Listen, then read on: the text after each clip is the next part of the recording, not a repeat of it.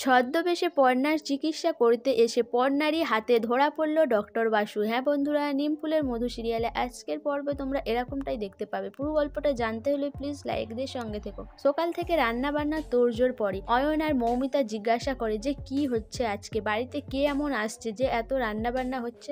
তখন কৃষ্ণা বলে, জানো না নাকি আজকে তো রুচিরার মামি আসছে, কিন্তু ওইটা রুচিরার মামি নয়, ডক্টর বাসু আসছে পর্ণার চিকিৎসা করতে। কিন্তু পর্ণা সেই কথা জানে না। এরপরেই যখন ডক্টর বাসু আসে তারপরে রুচিরা বলে যে মামি আসতে কোনো অসুবিধা হয়নি তো, ভালো আছো তো? তখন তিনি বলে যে হ্যাঁ আমি ভালো আছি। এরপর পর্ণাকে দেখতে পায়।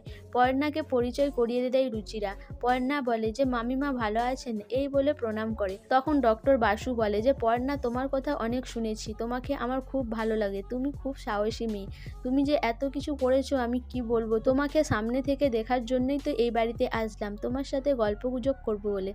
এরপর পর্ণা বলে যে আপনাকে যেন চেনা চেনা লাগছে, কোথায় যেন দেখেছি। তখন ডক্টর বাসু বলে যে আমাকে দেখতেই পারো, তুমি তো রাস্তাঘাটেই কাজ করো আর আমাকে রাস্তাঘাটেই কোথাও দেখেছো। এরপর পর্ণা বলে যে হ্যাঁ তাই হবে হয়তো।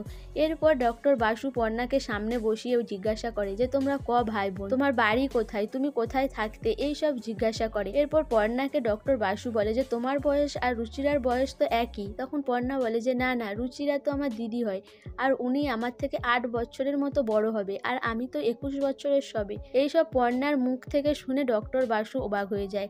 এরপর পর্ণা বলে যে আমি আসি, আমার অফিস আছে, আমাকে যেতে হবে। এরপর পর্ণা নিজের ঘরের দিকে যায়। সেই সময় সবাই মিলে ডক্টর বাসুকে জিজ্ঞাসা করার জন্য এক জায়গায় জড়ো হয়ে যায়।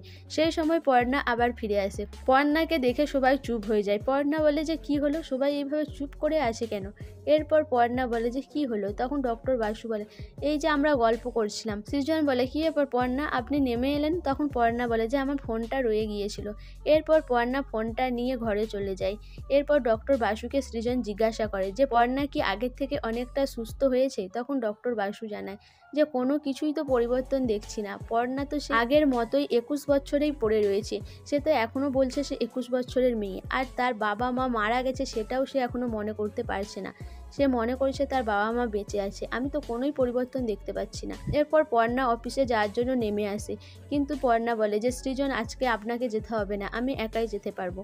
পর্ণা চলে যায়। এরপর ডক্টর বাসু বলে যে আমি যা বলার বলছি, আগে মাথার এই চুলটা খুলে ফেলি। এরপর ডক্টর বাসু মাথার চুলটা খুলে রাখে। তারপরে পর্ণার বিষয়ে আলোচনা করে। ডক্টর বাসু বলে পর্ণা কি সত্যি সুস্থ হয়ে উঠবে? আমি তো কিছুই বুঝতে পারছি না।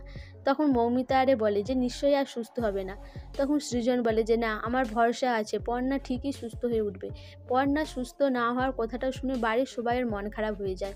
পর্ণা অফিসে যাওয়ার সময় আবার ফিরে আসে। এসে ডক্টর বাসুকে দেখে চিনতে পারে। বলে ইনি যে ডক্টর বাসু, তাহলে ইনি কেন রুচিরার মামি সেজে এখানে এসেছে আর ছদ্মবেশ কেন নিয়েছে? এরপর পর্ণা বারবার সবাইকে প্রশ্ন করতে থাকে, কিন্তু কেউ কোনো কথার উত্তর দেয় না। সবাই যে যার ঘরে চলে যায়। ডক্টর বাসুও বাড়ি ফিরে যায়।